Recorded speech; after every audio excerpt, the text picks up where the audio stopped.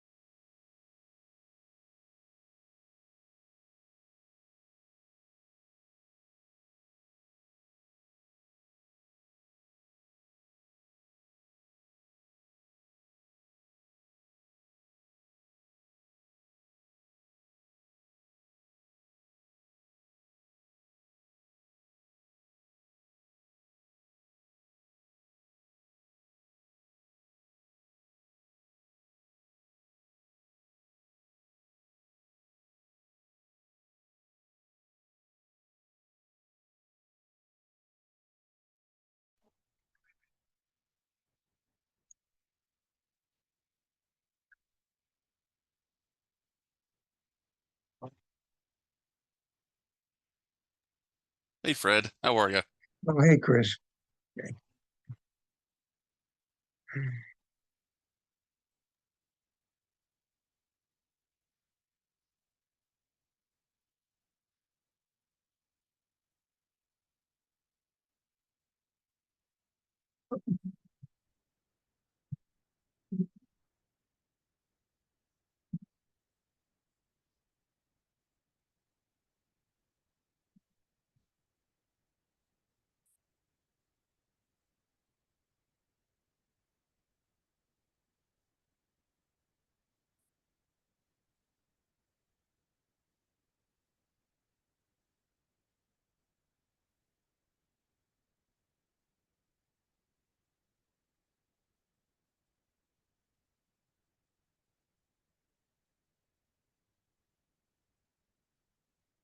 Wish we had some storms rolling through. We've had a drought for the past month.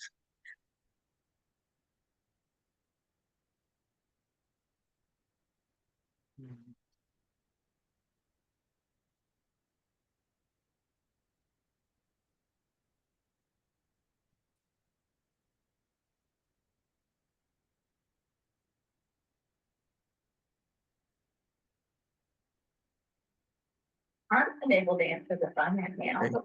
The message and I'll call you back. Thank you. Just wanted to remind you, Fred is on. Bye-bye.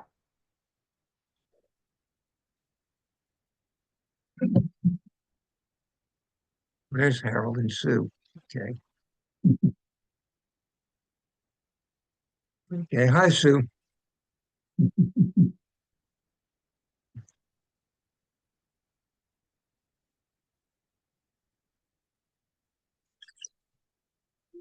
Okay.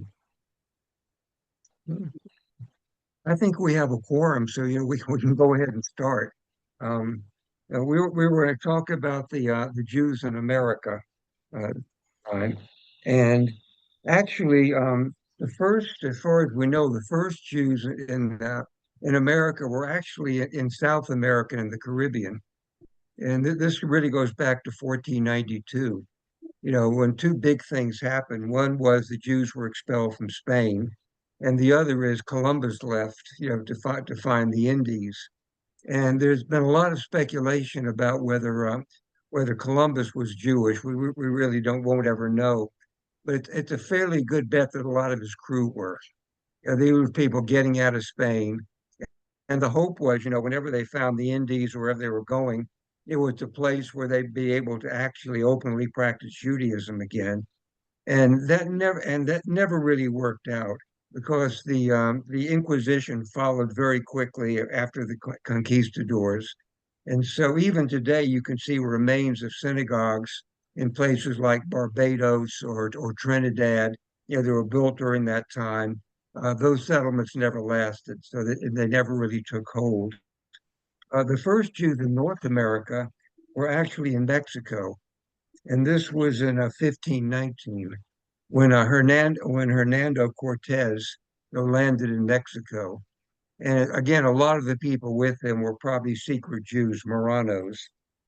He conquered most of Mexico and actually a good deal of the American Southwest.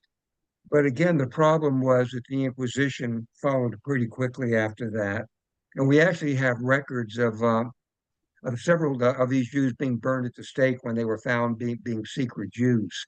So this, but actually, there is a group of Indians in Mexico to this day who claim that they are descended from these Jews. The international Jewish community doesn't accept them. There's a large Jewish population in Mexico City, but these are immigrants in the 19th and 20th centuries, and they don't believe that these Indians, are really descended from Jews, although, it's entirely possible. Um, the official beginning of Jews in North America supposedly began in 1654 with Jews from Recife in Brazil. Recife had initially been, or Brazil had initially been settled by the Portuguese, but then in the war between Portugal and Holland, it was taken away in 1630 by the Dutch. And a lot of Dutch Jews migrated there. There was actually a community of about 2,000 Jews. They had a synagogue, schools there, and really a thriving community. But then the Portuguese took it back from the Dutch in 1654, and the Jews there, had the choice of either converting, going back to Holland. Um, there was one group of 23 Jews, though, who didn't want to convert, but didn't have the money for the full fare to get back to Holland. These were poor Jews. And the ship was actually making an intermediate stop before it crossed the Atlantic. And that was at the Dutch colony of New Amsterdam in North America. And so when they got to New Amsterdam, the captain put these 23 Jews off the ship because they couldn't afford to pay for the entire trip back to Europe. But at the time, the governor of New Amsterdam was Peter Stuyvesant, who was a very fanatic Calvinist and a strong anti-Semite. He didn't want these Jews there. But as it happened, the colony was not really a national colony owned by the Dutch government. It was a commercial venture owned by the Dutch West Indies Company. And several Amsterdam Jews were sitting on the board there. And so they overruled Stuyvesant. He had to admit the Jews. And so in most histories of the Jews in America, 1654 is taken as the date when Jewish life in North America began. But again, this community, these 23 people didn't stay together. We don't know what became of them. And so really that was not really the start of Jewish communities in North America. Um, the people who really considered themselves the new Jews were actually the people who founded the Massachusetts Bay Colony. You know, if you read the writings of John Winthrop and a lot of the people that were part of that company, you know, they were really Old Testament. They were obsessed with the Old Testament, and they really considered themselves to be the new Jews. You know, they were their pharaoh was the king of England, who was head of the Anglican Church that was persecuting them in England, and they were crossing the sea so they could live by God's law in this new promised land. And so, as far as they were concerned, uh, they were um, they were reliving the Exodus. Um, the only problem is they didn't like actual Jews, and so very few Jews were actually allowed, you know, to live in the Massachusetts Bay Colony. But actually, you know, they were so fanatical that one of their own ministers got turned off by it, Roger Williams, you know, who left the Massachusetts Bay Colony and founded the small colony of Rhode Island, where he did actually welcome anybody of any religion. Rhode Island was the one place that Jews or Quakers or Catholics or anybody who wanted to come could come. And so the very first synagogue built in America was in Newport in Rhode Island. In fact, it's still standing today. And that, in a sense, Newport, Rhode Island, really was probably the earliest actual Jewish community, at least one with a synagogue in North America. Um, so it's really interesting that the Puritans, even though they couldn't stand being around real Jews, they were fascinated with Jewish culture. Two of their most prominent ministers, Increase Mather and his son Cotton Mather, actually took to wearing yarmulkes and calling themselves rabbis. They were both Hebrew scholars, as was Ezra Stiles, another Puritan from Massachusetts, who was the founder of Yale University. And for a while in the early 18th century, commencement addresses at Yale were actually given in Hebrew. And if you've ever seen the seal of Yale University, it has the Urim and the Thummim on it. You know, that's the two little, we don't know what they were really, but they were two objects that the high priest wore in a pouch over his vest. And they were used for divining. You know, you pick one out to see, you know, what God's will was, whether to go or stay or attack or retreat or whatever. And Yale took the Urim and the Thummim as part of as part of their official seal. So so you had a lot of Jewish stuff going on, but without Jews. They had no use for actual Jews. That they settled further south, and most of these settlements there were in the coastal areas. Newport was one. New Amsterdam had become New York by the 18th century. Philadelphia was another, and the other prominent one was Charleston. In fact, a lot of scholars believe we don't really have hard numbers for how many Jews were anywhere during that time, but a lot of scholars believe that Charleston may have had the largest Jewish population in colonial America, at least in the late 17th and early 18th centuries. Now, Richmond has one of the five oldest synagogues also. Yeah, there, Baltimore was another one, although that was mainly a Catholic but most of them tended to stay in the East Coast cities where they landed. And not most of them didn't go very far inward. And it was a huge culture shock for most of them because a lot of them were coming from Europe, where Jews still, even after the so-called 18th century Enlightenment, were still, you know, living in virtual ghettos, you know, in very tightly knit Jewish communities. You know, the kind of thing where everybody had to conform. It didn't matter whether you were a believer or not, or whether you're religious or not. You know, you went to the synagogue. There was enormous social pressure in the group to do that. And the rabbi had absolute authority over his congregation. And here you get to the New World, to America, you know, where you have this radically individualistic society. everybody can do whatever they want. The rabbis really don't have much authority.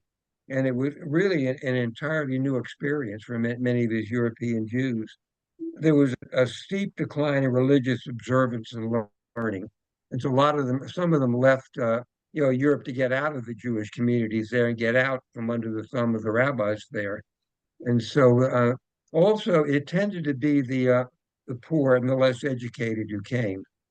We all like to think of our ancestors as being great people, but in truth, most of the people who came from Europe to America were really people who weren't doing well there. There was no reason why people who were happy, secure, and prosperous should pick themselves up, make a dangerous, sometimes 2 or 3 month Atlantic trip, to a savage country. So the people that did leave, tended to be at the bottom of a social heap. So a lot of these people were not well educated. Um, but one thing they were able to get into is to break some of the stereotypes that characterized Jews in Europe. All through the Middle Ages, Jews have been kept out of a lot of the professions. They were not allowed to own land, so they couldn't do agriculture. They were mainly, peddlers, and they were, and sometimes money lending was all were really allowed to do. And here in America, they were able to break out and do whatever they want. They could even buy land and be farmers for the first time if they wanted to be. So it was a totally different kind of orientation. And then you had in the United States Constitution, you really had the first constitution in the world, which actually explicitly stated that there'll be no religious test for any office in America. This was the very first constitution of any nation of the world that actually stated that. Um, and they produced a number of interesting characters. It's believed that at the time of the American Revolution, there were probably somewhere between 2,000 and 2,500 Jews, in America.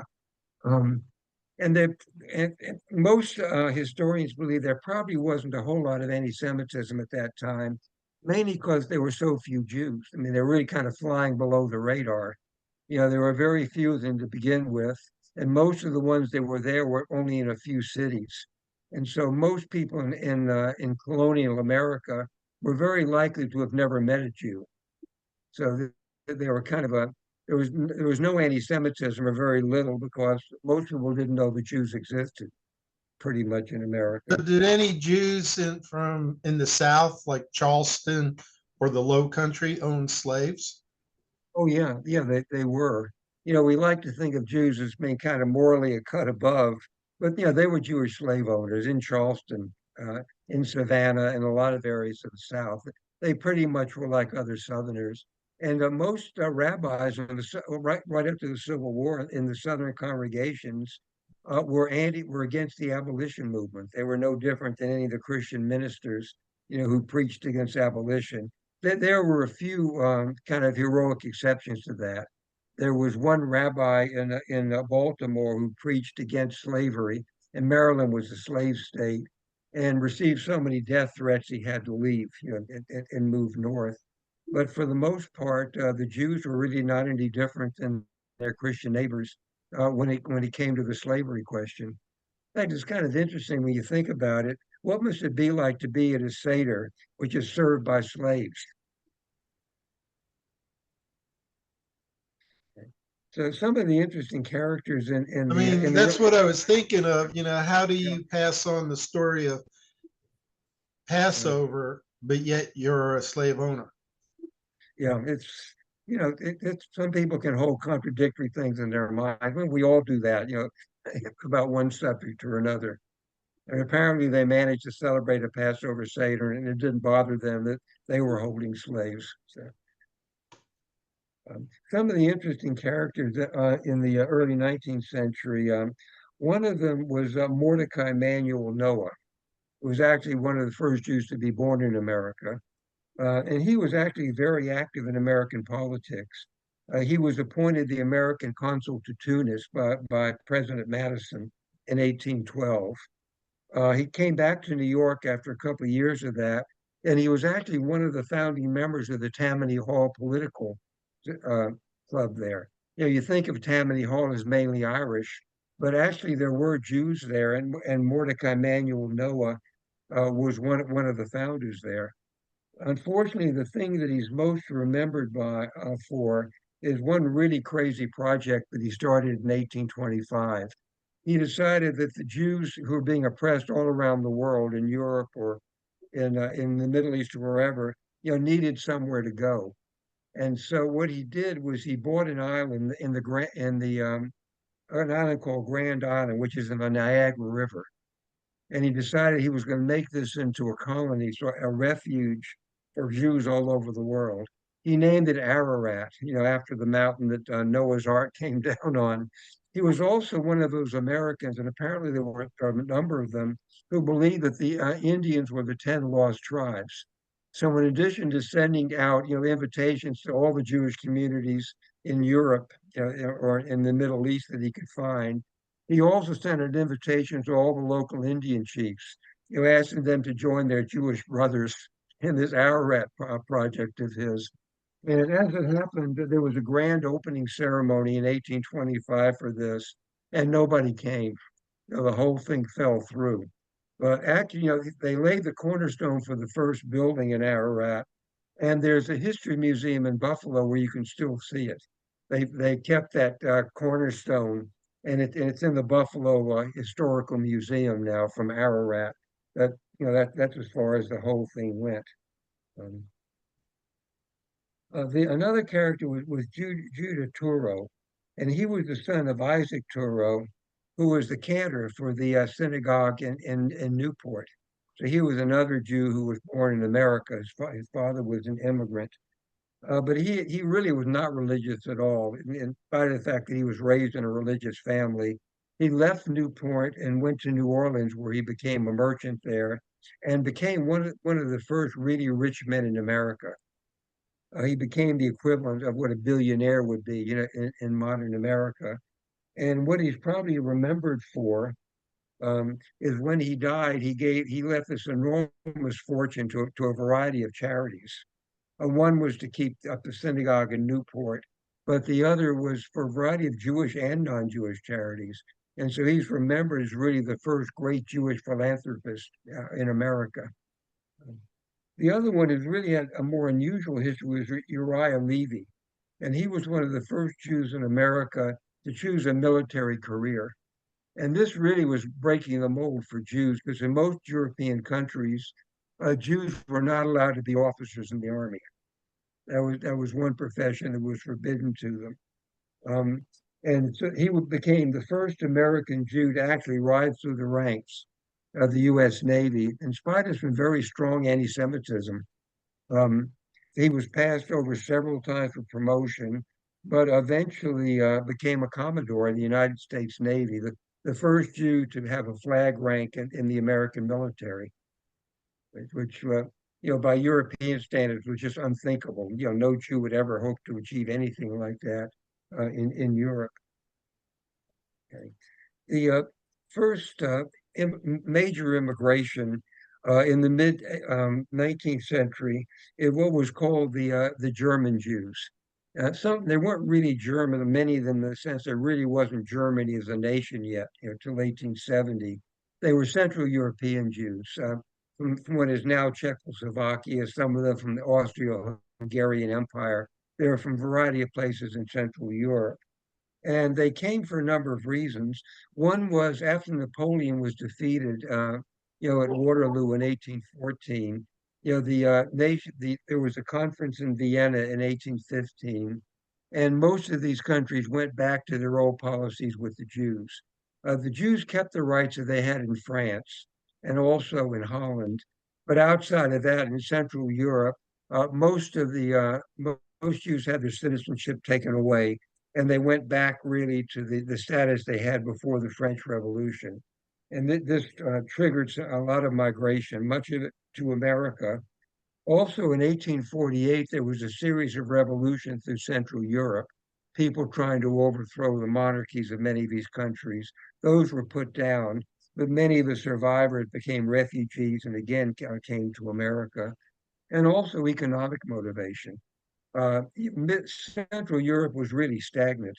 The Industrial Revolution was really born in England. It traveled to the continent, France and Germany picked up on it. But it took a long time for it to come to Eastern and Central Europe. Russia didn't really get industrialized really till after the Bolshevik Revolution, 1917. And so you had an increasing population and really not much for them to do. You didn't have all the new jobs that were being opened up by industrialization.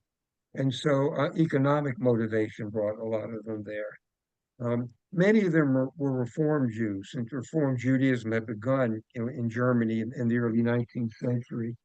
They were not very religious.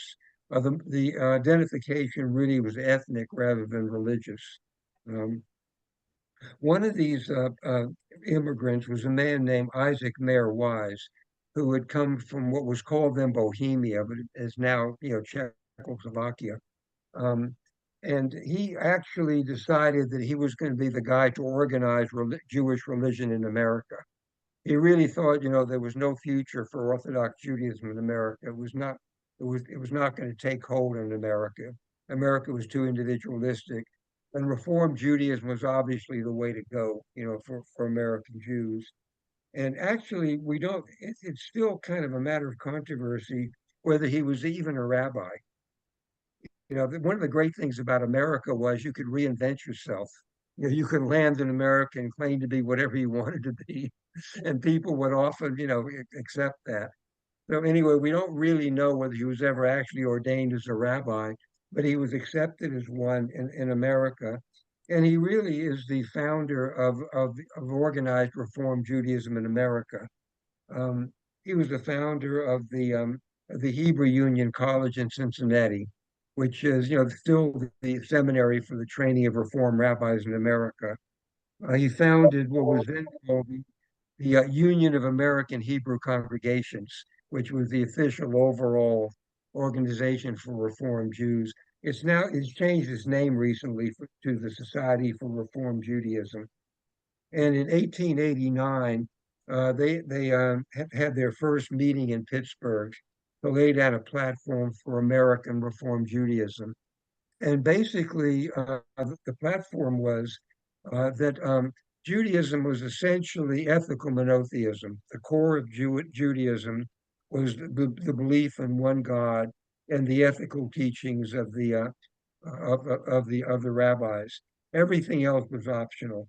The dietary laws, the strict observance of the Sabbath, the mikvah, all the things went along with Orthodox Judaism were no longer an obligatory part of Judaism, as long as you kept the core. And in America, basically, Reform congregations pretty much throughout almost all tradition, what was called classic Reform. Typically, men and women sat together. The service was in English. There was little or no Hebrew. No one wore a talit or a yarmulke. You had a piano or an organ often accompanying the service. The rabbi would wear a ministerial robe, and there were formal sermons, which was a Reform introduction. Basically, as a lot of people put it later in the 20th century, a classic Reform temple was basically a church where they didn't talk about Jesus, but everything else was very much, a churchly kind of atmosphere. And it was really meant to be that way because these Jews wanted to assimilate into American society. And what you really wanted was a temple, that you wouldn't be ashamed to bring your Gentile friends into. You didn't want anything that was weird or Oriental, or that would be strange in America. And classic Reform, really fit that. Um, the funny thing is that about 30 or 40 years ago, Reform started going back toward tradition. A good example really is in Greenville. I remember when I was a kid back in the 40s and 50s, we went a couple of times to Temple Israel in Greenville, which was actually in those days on Buist Avenue off North Main Street. And nobody wore a yarmulke or a talit. The service was entirely in English. There was a choir consisting of 4 Gentile women who sang the hymns in English, accompanied by an organ. And if you go to Temple Israel today, I mean, it's a long way from tradition, but there's at least some Hebrew in the service. At least a few people are wearing yarmulkes, and they've slowly come back a little bit toward tradition. Somebody asked a Reform rabbi recently, why did classic Reform started adding elements of Jewish tradition back in? And he said, well, we finally found out you can't make chicken soup without a chicken, and you can't have totally content-free religion. So, Mhm. yeah. Um, the other thing that is memorable about the Pittsburgh conference, there was a final banquet to celebrate the end of the conference. And actually, the menu for that banquet has actually been saved, and you can see it in some history books. The first course was lobster bisque, that was the soup. And they went on to shrimp cocktail. And then the main course was meat, uh, together with mashed potatoes with sour cream on it, and there was ice cream for the course following, the meat course. Mhm. And the funny thing is, Isaac Mayer Wise himself personally kept a kosher home, and he swore up and down this was a catering mistake. He never meant, for that to be the meal that was served. But a lot of rabbis there were really offended. So many of them got up and walked out. They thought that the whole thing was planned as kind of a litmus test. If you weren't ready to eat the shrimp, you weren't ready to be a Reform rabbi. So, and a lot of them left, and they really felt, there had to be some in between, path for Jews. They agreed actually with Mayor Wise that Orthodox Judaism, as was practiced in Europe, probably didn't have much of a following in America. But they really believed that the Reformed Judaism had thrown out the baby with the bathwater. And they thought there must be a middle way. And so in 1890, they founded the Jewish Theological Seminary in New York, which was the beginning of the conservative movement in Judaism. And conservative Judaism really is the one branch of modern Judaism which really was born in America. Orthodox Judaism was brought over from Eastern Europe. Reform Judaism, was a German import, and but conservative Judaism really was born in America. And some of the founders were some of these rabbis who really got turned off, about what was going on at that initial get together in Pittsburgh. Uh, some of the Reform rabbis took it even further. If you're going to say that Judaism is basically ethical monotheism, what happens if you're not a believer, if you're an agnostic or an atheist Jew? What's left for you? Or basically just the ethical part. And so in the early 20th century, Felix Adler, who was a Reform rabbi in New York, formed the Ethical Culture Society. And this was basically mainly for Jim. It could be, he opened it to everybody, but ethical culture, which still is operating in New York City, was basically for Jews who are really not believers. If you wanted Jewish values and Jewish ethics, but you were an atheist, ethical culture would be one of your options. Okay. Many of the German immigrants came over, began as peddlers, particularly because the country was expanding toward the west in the mid 19th century. A lot of people were living in very small towns and or isolated ranches, all across the Great Plains, all across the west. And there was a real need for people to travel from place to place, bringing these people things. And a lot of the great fortunes in American Judaism started off with people being peddlers. Eventually, if you made enough money peddling, you could open a retail store. And if your retail store did really well, you could open another retail store, maybe get to be a chain of them. Probably the best example of somebody who did that was Julius Rosenthal, who began as a peddler in the American West and eventually ended up running Sears Roebuck. But there were a lot of the great names in Wall Street actually began that way. Kuhn Loeb, the Lehman Brothers began as cotton brokers in Alabama. The Warburg Brothers, uh, Goldman Sachs, a lot of the names on Wall Street are German Jews who immigrated in the mid 19th century, began as peddlers or in retail stores and worked their way up in finance. The next, of course, wave of immigration were really our ancestors.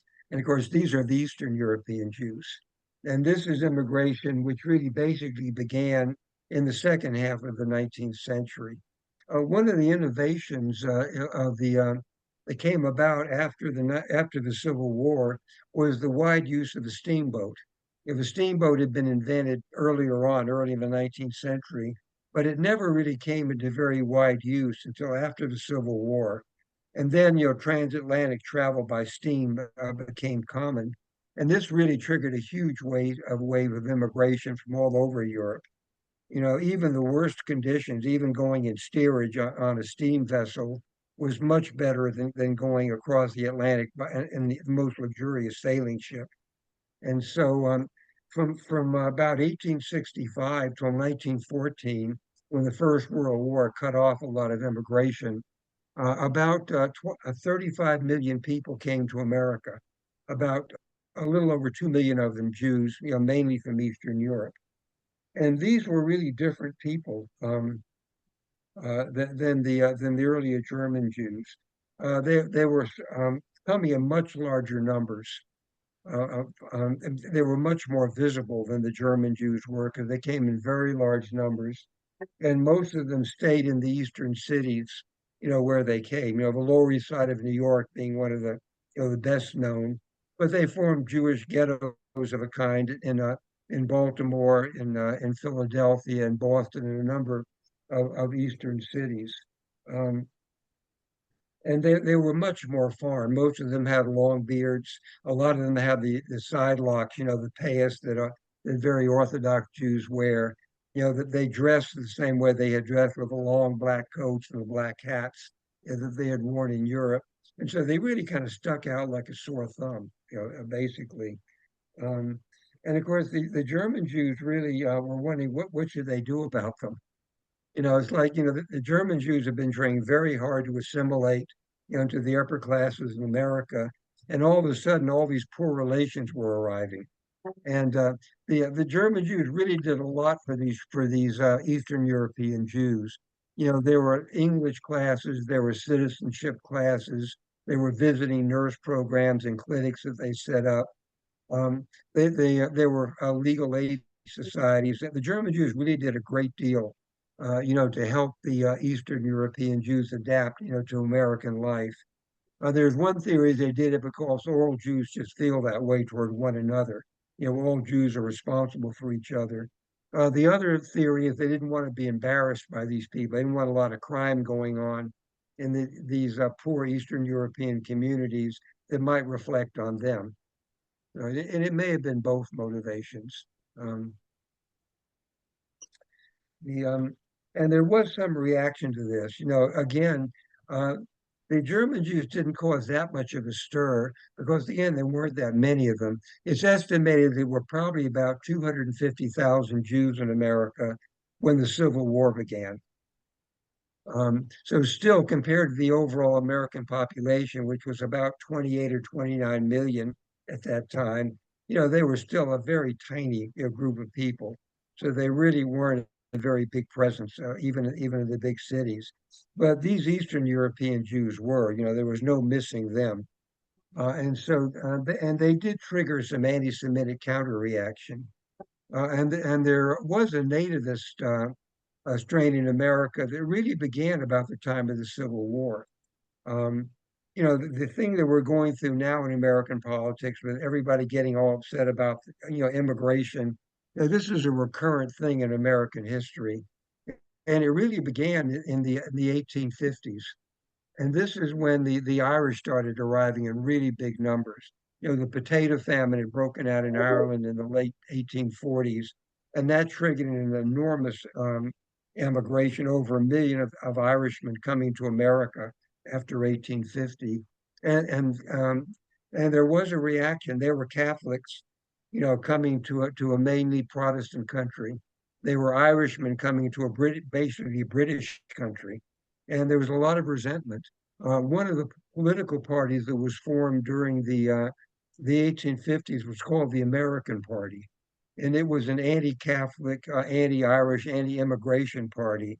The other name it was given was the Know Nothing Party, because they were kind of a secret society. They didn't talk about themselves to outsiders, but they ran candidates for president in 1856 and again in 1860. On a very strong anti-immigrant program. And the same thing happened later in the 19th century as Greeks and Italians and Jews began pouring into America.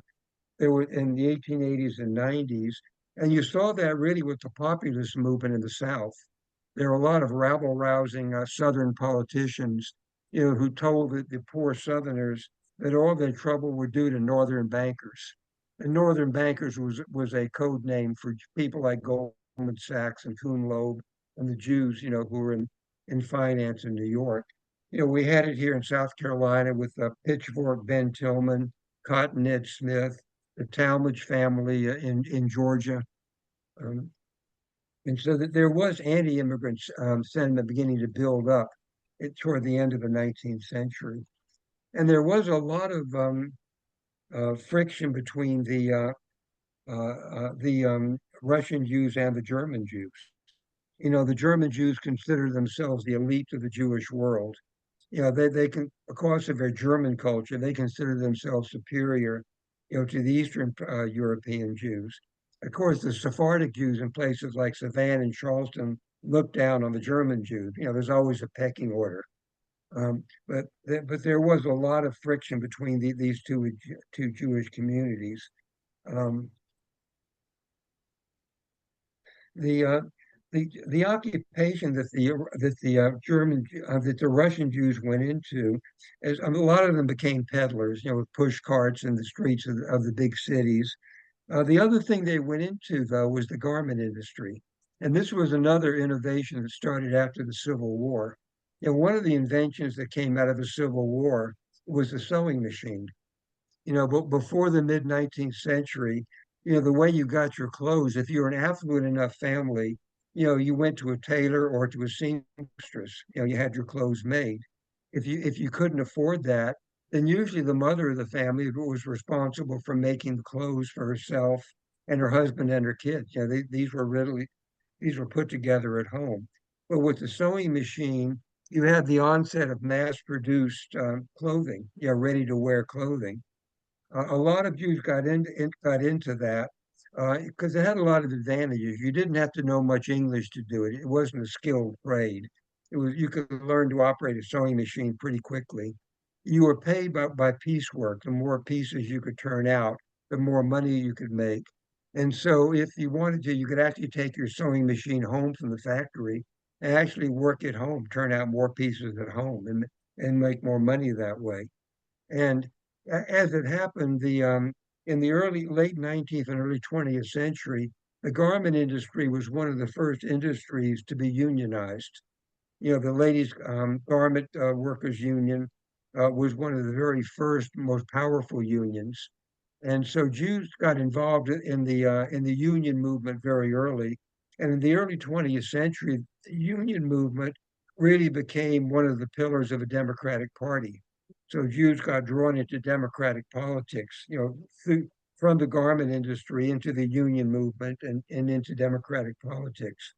A lot of Jews got their start in politics in the 20th century through the labor movement and went into politics from there. Um, the second generation, the ones born in America, a lot of them went into the entertainment industry. One of the things, for some reason, that really attracted a lot of them was Broadway. And the Broadway musical is almost entirely a Jewish creation, if you think about it. This was Jerome Kern, Rodgers and Hart, Rodgers and Hammerstein, Lerner and Lowe, Burt Bacharach, Leonard Bernstein. The Broadway musical theater is almost entirely Jewish, with the one exception of Cole Porter. Cole Porter is the one token Gentile, in the Broadway musical. And of course, the other place was really Hollywood.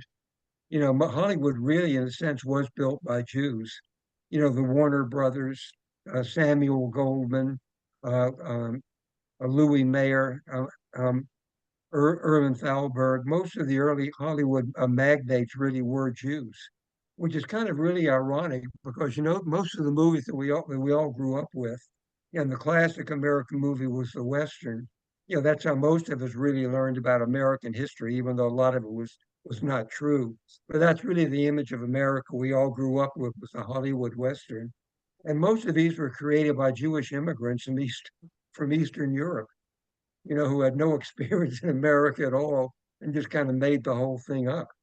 Um, the other thing they went um, the other thing they went into was crime. And the early 20th century produced a lot of really first-rate Jewish gangsters. Probably one of the best known ones was Meyer Lansky. And Meyer Lansky was the chief financial officer for Lucky Luciano's crime family. If you saw part two of The Godfather, yeah, the Hyman Roth character in that movie was modeled after Meyer Lansky. He had a long career keeping the books for Lucky Luciano and actually died of natural causes in old age, which was very unusual for that profession. So the other major Jewish gambler was a man named Arnold Rothstein. If you watch the HBO thing, Boardwalk Empire, Arnie Rothstein is one of the characters in that HBO series. And he's kind of interesting. He was mainly into gambling. He was a New York gangster, but he really of interest to Greenville history because was Arnie Rothstein was one of a group of gamblers who got together to fix the 1919 World Series. That was the Black Sox scandal that ruined Shoeless Joe Jackson's career, and Arnie Rothstein was really behind that. Um, and it was really the third generation that started going into the professions, going into the college, and making the Jewish community that we have today. Um, a lot of the early 20th century was a struggle between the Russian Jews and the German Jews. Um, One of the turning points was in 1916 when President Wilson appointed Louis Brandeis as the first Jew on the American Supreme Court. And Louis Brandeis, actually, even though his family were immigrants from Austria, he really sympathized with the Russian Jews. He was a lawyer, and so he was really into the labor movement, which was mainly made up of Eastern European Jews. And so, even though geographically he was not a Russian Jew, culturally he became one. And it's interesting when President Wilson appointed him to the court, he got a lot of mail. A lot of it was anti-Semitic stuff, which he kind of expected, but a lot of it was from German Jews, some of the leaders of the German Jewish community, saying, we really want to thank you for honoring our community, by appointing a Jew to the Supreme Court, but this is the wrong Jew. There are a lot of much better qualified German Jews. Um, the guy who led the German Jewish community is a man named Jacob Schiff, who was the managing partner of Kuhn Loeb on Wall Street and was really one of the wealthiest men in America. He was one of the founding members of Temple Emmanuel on Fifth Avenue in Manhattan, which is kind of one of the flagship um, temples of the Reform movement in America. But he was also one of the founding members of the Jewish Theological Seminary and actually sat on its board for a number of years. In addition to that, he actually built a synagogue, an Orthodox synagogue on the Lower East Side, and kept it up. Paid totally for its upkeep from the rabbi, just so he could go there twice a year on his parents' yahrzeit to say Kaddish. For some reason, didn't want to go to Temple Emmanuel for his parents' yahrzeit. It had to be an Orthodox synagogue, and he paid for the total upkeep of that. He gave millions of dollars to all sorts of Jewish projects and to non-Jewish projects. The only thing that he refused to give a penny to on principle was the Zionist organization. Like a lot of Reform Jews in the early 20th century, he was a very strong anti-Zionist. He was really against the Jewish state in Israel. Um, and then there was a real fight over whether the Jewish place in America should be. There were two approaches. One was what was called the melting pot approach to immigration. Melting pot is a phrase that Teddy Roosevelt came up with when he was president. And the idea is that people were welcome to come here from all over the world, but when they came, they had to go into this melting pot where they would lose all their foreign culture and their foreign mannerisms, and they would come out as regular, normal Americans, whatever that was. So, immigration was fine, but you had to get melted down and come back, as a regular assimilated American. And of course, the other one was really what we have today, which was the diversity idea, that everybody should keep the culture they brought with them, that America would be stronger, for having all these diverse cultures in it. And there wasn't any, uniform, regular American that everybody should have to become. The reform movement was really mainly into assimilation. They wanted to really be good Americans. And so they were more into the melting pot idea. A lot of the Eastern European Jews wanted to hang on to their Orthodox religion and hang on to their culture. And so they were less likely to want to assimilate. Although, with the second and third generations, a lot of their children and grandchildren did. Um, most immigration stopped about 1914 when World War I broke out in Europe, and it really just became physically very difficult, to get anywhere from Europe. And after the First World War, America took a very isolationist turn. Um, this was really similar to what is going on now, but 100 years before. America refused to ratify the peace treaty after World War One. It refused to join the League of Nations. Um, and it basically just turned inward. It went into a very American first, very insular phrase. And in 1921, Congress decided that immigration had to be controlled. Up to then, America had been pretty much wide open. Um, but in 1921, they decided that too much immigration would change the basic character of America. And they were much more honest than a lot of the anti-immigration people are now. They just said right out that, this country was founded by white English Protestants, and that's its basic culture.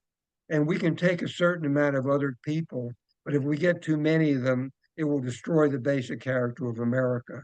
And so in 1921, America passed its first restrictive immigration laws. It set quotas for immigration and basically restriction on Eastern European immigration. They had no problem with Scandinavians or Dutch or French or English, coming to America. But we didn't need any more Greeks or Italians or Slavs or Hungarians or Romanians or Russians or Poles. We had to limit that. And so the first limit, of course, this was not specifically anti-Jewish legislation, but it impacted the Jews because this is the parts of Europe they were coming from. In 1924, the Congress revisited the 1921 law and tightened it up even further. They cut back the quotas for Eastern and Central Europe even further. And so there was really very little Jewish immigration during the 1920s. The ironic thing is it turned out to be a good thing for Zionism because a lot of European Jews who would have come to America instead came to Palestine. There was a sharp increase in Jewish immigration to Palestine after 1924 because America was really closing its doors. There was a lot of open anti-Semitism during the 20s that carried over to the 30s. There was a revival of the Klan. There were Klan rallies, not just in the South, but in major American cities. The Klan marched in New York, they marched in Indianapolis, even in Washington, D.C. So this was really a reaction to a lot of the immigration that had gone on up to World War One. There were too many foreigners, there were too many Catholics, too many Jews, too many Greeks and Italians in America. And, they needed to be pushed back. America had to go back to its white British roots again. Um, in the 1930s, you had people like Huey Long, preaching the same populist gospel. You had people like Father Coughlin, the priest, the radio priest from Detroit, who was preaching openly anti-Semitism. The Jews had to be stopped from coming into America. They were a corrosive force in America. All of the American universities in the 20s and 30s had quotas for Jews. In fact, the president of Harvard, that was Conant at the time, was very open about it. He said, if we just pick people according to merit, Jews would take over the whole place. We can't have that. it would destroy the character of Harvard. And so, and they were very open about the quotas they had, and that really persisted through World War II. Um, the World War turned out to be really good for the Jews in America for a variety of reasons. One was in the Depression when FDR took over as president. Again, he appointed a number of Jews to his administration. Again, at that time, the labor union was the main pillar of the Democratic Party. Jews were, to a large extent, were running a large part of the labor union. So a large part of Roosevelt's administration really were Jews. And people who put together Social Security, so-called brain trust, were really all Jews. And so a lot of the New Deal legislation really were the product of these Eastern European Jews who were taken into the Roosevelt administration. And it's really the first time the Jews really played a prominent role in national government. There were few Jewish congressmen, from cities that had large Jewish populations, but really not a lot of Jews in the policy-making levels of any administration until FDR took over. During the 1930s, when European Jewish refugees were desperate to get into America, there were bills were introduced into Congress actually three times in the early 1930s to temporarily suspend the 1924 immigration law and let these Jews in, and they were voted down by large bipartisan majorities. Um, People have criticized President Roosevelt for not doing more, to try to rescue the European Jews. But really, there wasn't much he could do. There was really very, very strong sentiment, including his own Democratic Party, against letting these immigrants in. Um, it was after World War II that we really saw a waning of American anti-Semitism. It was in the late 40s and into the 50s when a lot of colleges and graduate schools began dropping their quotas, when Jews were allowed into clubs and hotels and places they were not allowed into before. And there was a general opening up of American society to Jews. And there's a lot of debate about what caused this. One of the, I think, most interesting theories is a book that Doris Kearns Goodwin wrote called No Ordinary Time. It's a history of the Roosevelt administration during World War II. And her theory is that World War II actually was a liberalizing influence in America. Basically, it was the kind of war where everybody served. And our kids were taken from all over the United States. People from farms in Iowa, from plantations in Mississippi, from the Lower East Side, from all over America. People who never would have gotten in contact with each other under ordinary circumstances were thrown together, in the military during World War II. And so it was really an eye-opening experience for a lot of people. People who never had traveled more than 30 miles from where they were born, and all of a sudden realized that there were a lot of different kinds of people in America. Uh, a Goodwin actually has a phrase for that. She refers to it as the Warner Brothers platoon. Because if you remember any of those World War II movies, particularly the Warner Brothers movies, there was always these platoons that are made up for, there was always one Jew from Brooklyn, there was always one Southerner, there was always one Midwestern farm boy, there was always somebody from San Francisco or Los Angeles.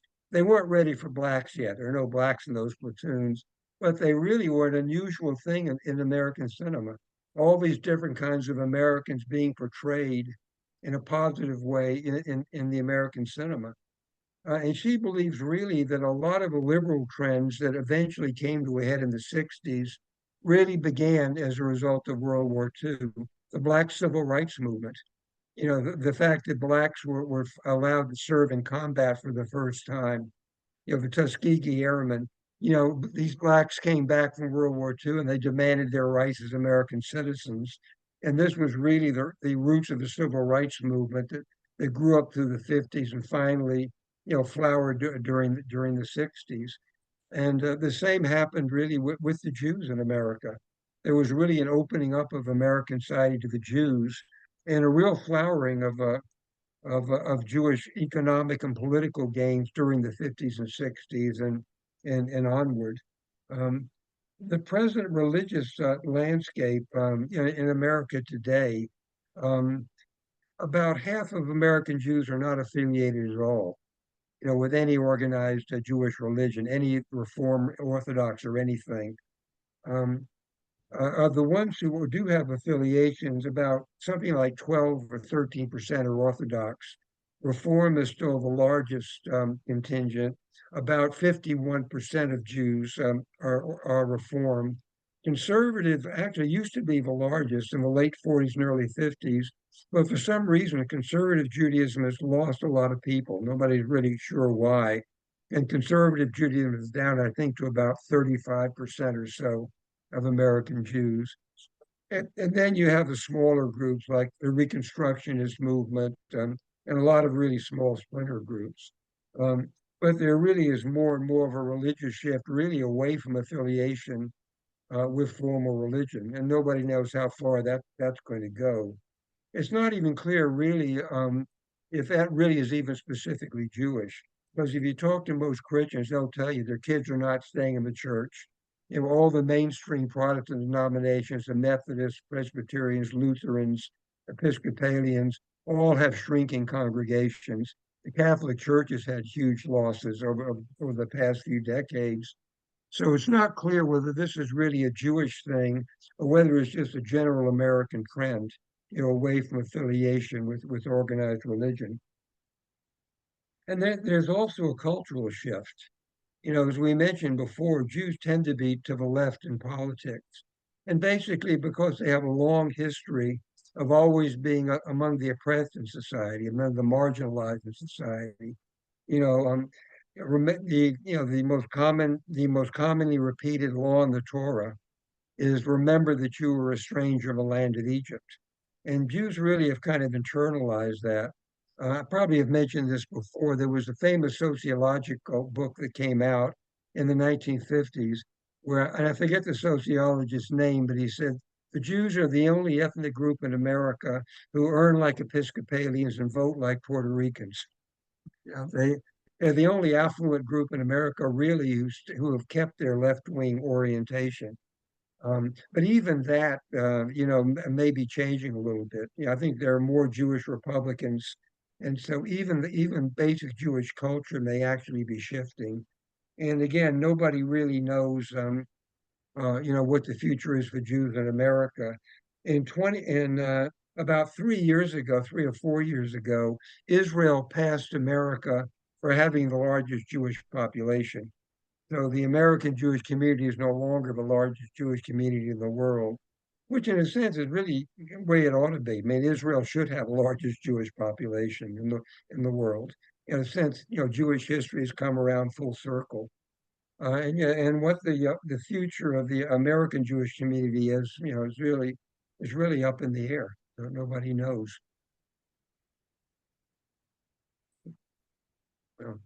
Questions, comments?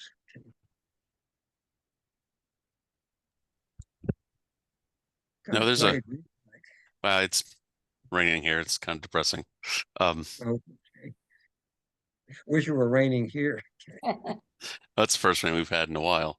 Um, well, I guess I don't know. You were given stats on the conservative movement and how it's been falling, but doesn't it seem like, and you mentioned earlier also that the reform movement is moving more towards like in a conservative way. Um, and it seems like the Orthodox community isn't getting any smaller. So are people actually becoming more observant over time, or do you really think that they're I becoming guess you less could argue observant? that. I guess you can make an argument that way. Yeah. Actually, at this point, there really is no sharp division between conservative and reform. Remember, years ago, we lived in Chicago for a year. When we moved there, we were looking for a place to go to services. And the neighborhood we were living in Chicago, there was a Reformed temple about 2 blocks away. And I didn't know my way around the city at that point, and this place was in walking distance. But I really hesitated to go because my only experience with Reformed services was in Greenville as a kid, and I didn't want any more of that. And but we decided we would go just to see what it was like. And it was exactly like Beth Israel here in Greenville. I mean, they called it a Reformed temple, but basically the service was mainly in Hebrew. They had a cantor who sang everything in Hebrew. It was, they had a Saturday morning service, which most Reformed temples still don't have. And so there's kind of no sharp dividing line anymore between conservative and reform. And maybe we're going to converge to some sort of intermediate, type of Judaism here, and nobody knows. The worrying thing really is about the half of the Jews who are not really affiliated at all with anything. It's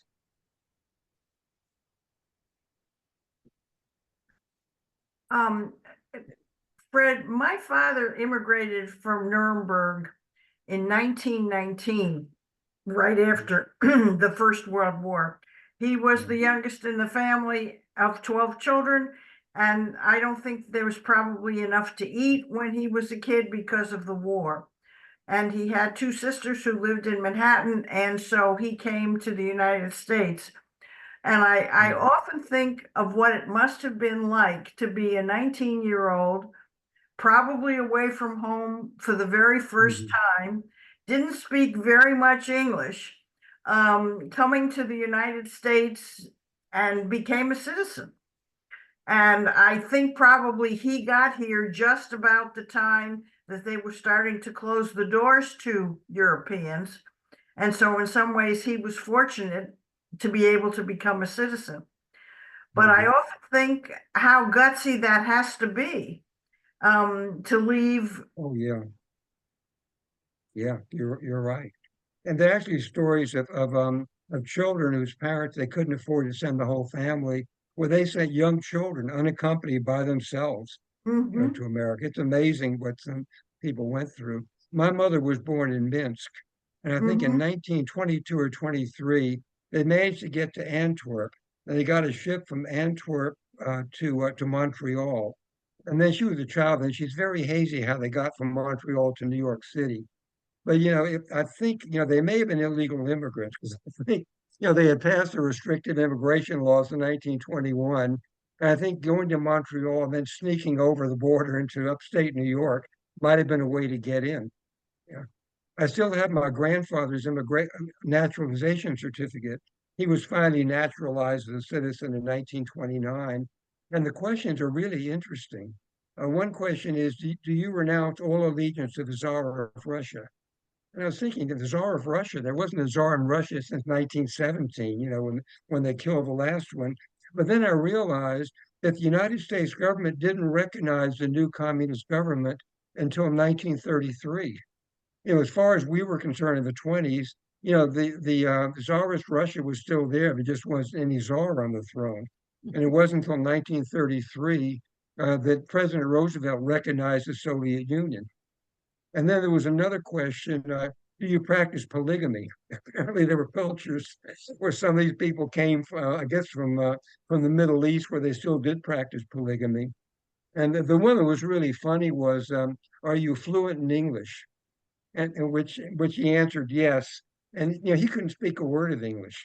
He was about 40 when he came over. He spoke 5 or 6 languages. He knew Hebrew, Yiddish, Aramaic, Russian, Polish, and German. He was in his 40s. He didn't see any reason to learn a brand new language because he lived in a neighborhood in Brooklyn where everybody spoke Yiddish for 2 or 3 blocks around. So he didn't need to know English. And I think he had a friend fill out the form for him.